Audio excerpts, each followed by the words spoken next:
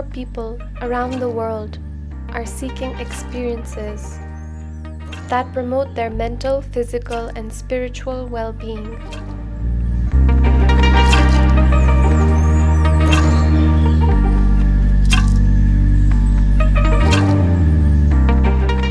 The different cultures of Nepal have different aspects of wellness associated with them.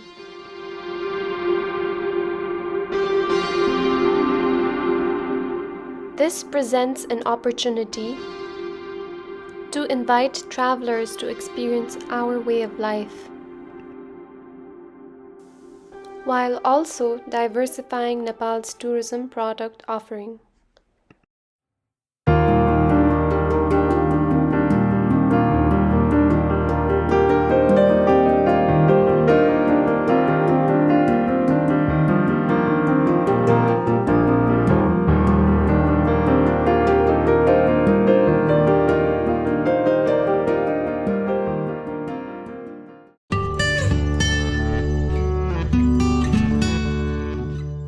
When it comes to wellness tourism, really, I feel whether it's pilgrimages and retreats, yoga retreats, people really seek to be out in nature and connect with the environment that they're in and the culture. So just to name a few: fitness, healthy food, nutrition. Um, and then also I feel, when it comes to cultivating a deeper spiritual practice for oneself.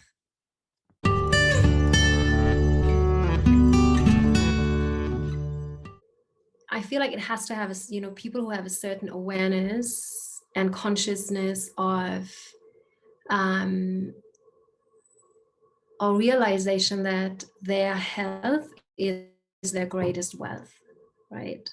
And that there is a different way of traveling in this world where communities can be supported, and there is a possibility learning something about a different culture. So an awareness of these aspects where everyone benefits in a way, and also having a certain consciousness of investing in your own well-being, investing in your own spiritual growth, physical well-being, mental well-being, emotional well-being, um, and making that a priority. So I feel that there is an aspect of having the financial possibility. I mean, traveling to places like Nepal, obviously, that includes costs, whether that is the travel itself or then the journey they are going on. And then beyond that, I also feel that it's a question of their awareness and how they want to spend their money. The age spectrum is really broad. That's also the experience when we do retreats here, or even when we held retreats in Nepal.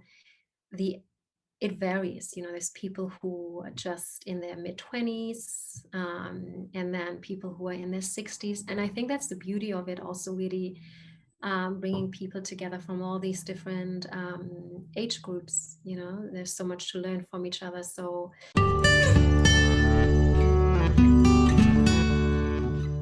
I mean, a big aspect here for sure is being somewhere out in nature, right? So people are, especially if you live in a big city, so happy to be spending time kind of disconnecting a little bit from their everyday life.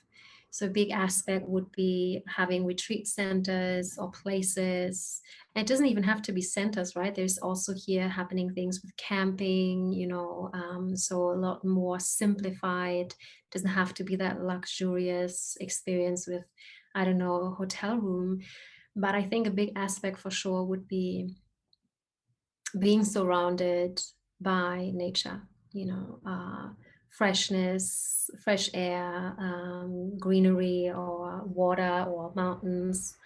And another big aspect is providing healthy food, right? Healthy organic food. I mean, in most of the retreats that I provide or facilitate, and that also been to, it's usually a vegetarian based nutrition.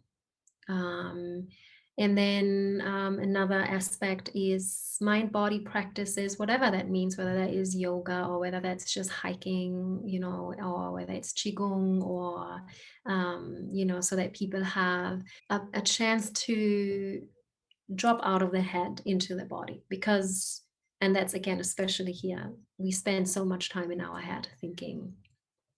Mm, And then a beautiful way that we also always include is some kind of lecture or topics, that enhance spiritual growth, where we, ask ourselves different questions, and there's time for reflection and time for also stillness. So a way that people feel that there is a container held in which they can take part in certain things, but also retreat and do things by themselves. And then another aspect is for sure, and that's a lot more like I would underline that, especially for places like Nepal, a connection to the local community. If that is possible in any way, whether that is a guided tour or there is a certain thing that this area is known for, whether it's a certain food or certain handicraft or a certain spiritual side, including the community, and getting to know the area that you're in. I think these would be building blocks of designing, or that I used also here in designing these kind of experiences.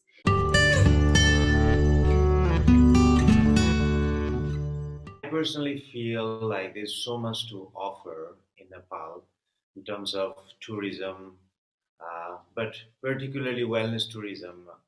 Nepal, I've traveled to many countries, and I think personally, my experience is Nepal is one of the very few countries who still follow this very ancient practice while still living in a modern lifestyle. So anything that is related with the food, about self-care, self-love, nurturing yourself, nourishing yourself, that can be from how people do everyday practice to how they eat, how they treat with each other, right? So I personally think cultural aspects of Nepal, together with the practices we follow, is is a living experience. It's still not dead in Nepal. Our resources on Ayurvedic, like all the herbs, lots of people I know they are interested, but it is not an easy access for them to reach all the way there, to have that experience, or to meet people who are actually very knowledgeable. So if we can only promote uh, what we already have, then wellness tourism can really flourish, really spread in Nepal.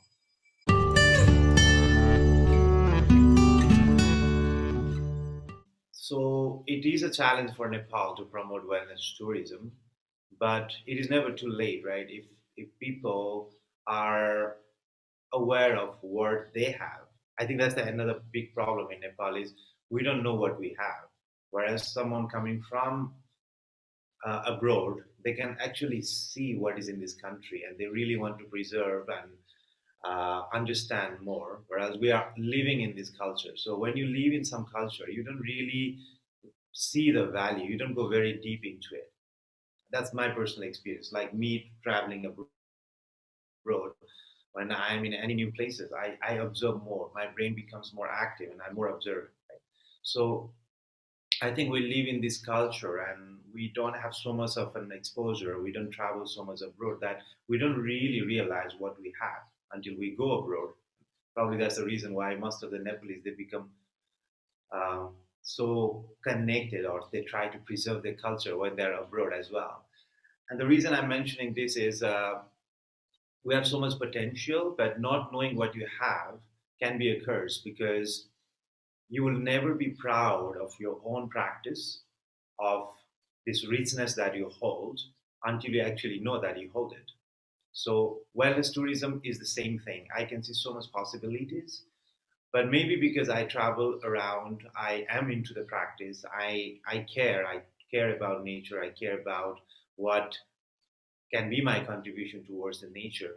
But I see most of us, even young generations or very educated people, they are not very aware of this idea of wellness.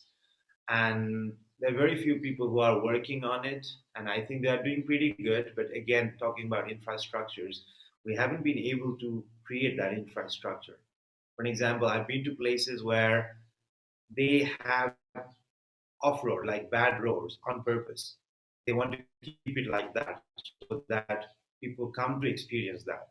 But here, that's not an issue. Here, we have bad road everywhere. We are not doing it on purpose. We are not trying to um, I don't know if selling is the right word, but we are not trying to sell an experience. It is what it is, and you just go through it. It's that hardship people go through. And there's so many amazing places.